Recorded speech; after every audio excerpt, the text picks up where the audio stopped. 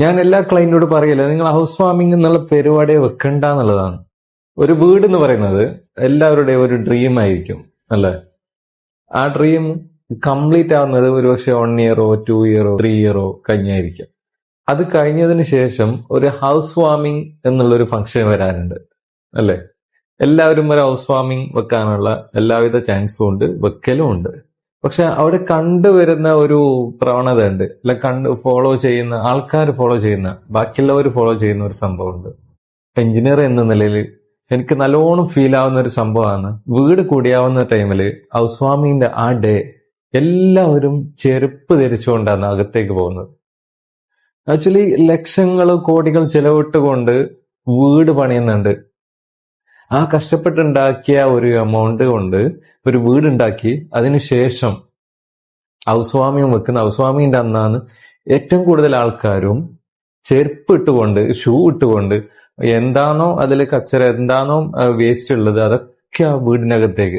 ഒരുപക്ഷെ നല്ലൊരു ഇറ്റാലിയൻ മാർബിളോ അല്ലെങ്കിൽ ഏറ്റവും വിലപിടിപ്പ ടൈൽസോ ഒക്കെ ആയിരിക്കാം എല്ലാം അകത്തുണ്ടാവുന്നത്. ഒരു ഇന്റീരിയർ ആയെങ്കിലും ഒരു കൺസ്ട്രക്ഷൻ ആണെങ്കിലും എത്രയോ കഷ്ടപ്പെട്ടുകൊണ്ടാണ്, എഞ്ചിനീയർ എന്ന നിലയിൽ ഞാനും കുറെ കഷ്ടപ്പെട്ടുകൊണ്ടാണ് അത് ഉണ്ടാക്കി ആ ഒരു ഔട്ട്പുട്ടിലേക്ക് കൊണ്ടുവരുന്നത്. ആ കഷ്ടപ്പാട് വളരെയധികം മനസ്സിലാക്കിയ എനിക്ക് അത്ര ഫീലിംഗ് വരുന്നുണ്ടെങ്കിൽ ആ എമൗണ്ട് ചെലവാക്കിയ ആ ഓണർക്ക്, ആ ഒരു ക്ലയന്റിന് എത്രത്തോളം വേദന അനുഭവിക്കുന്നുണ്ടാവാം. നമ്മുടെ സമൂഹത്തില് എല്ലാവരും ഒറ്റൊരു തീരുമാനം എടുക്കണം. ആ വീട്ടിലേക്ക് കയറുന്ന ഒരു സമയത്ത് അത് എന്റെ വീടാണ്, സ്വന്തം വീടാണെന്നുള്ളൊരു തോന്നൽ വേണം. അതുപോലെ എല്ലാവരുടെ വീടിനെ നമ്മൾ കാണാം. എന്റെ ഒരു റിക്വസ്റ്റാണ്. കാര്യം ആ ഒരു ഓണർക്ക് എല്ലാവർക്കും എന്റെ വീട് കാണിക്കണമെന്നൊക്കെ ആഗ്രഹം ഉണ്ടാവും.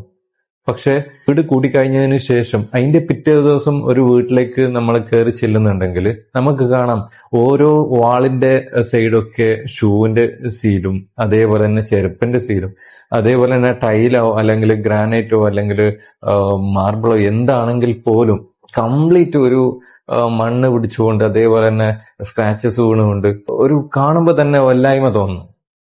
അതെനിക്ക് എപ്പോഴും ഞാൻ പറയണമെന്ന് വിചാരിക്കുന്ന ഒരു സംഭവമായിരുന്നു.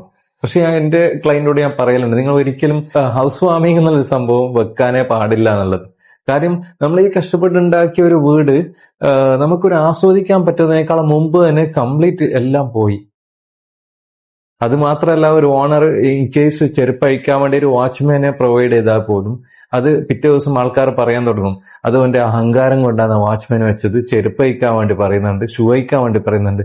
പക്ഷെ അത് അഹങ്കാരമല്ല, അത് അവന്റെ ഫീലിംഗ് കൊണ്ട് വെക്കുന്നതാണ്. ആ വാച്ച്മാൻ എക്സ്ട്രാ പേയ്മെന്റ് കൊടുക്കണം. അത് ആർക്ക് വേണ്ടിയാ പേയ്മെന്റ് കൊടുക്കുന്നത്?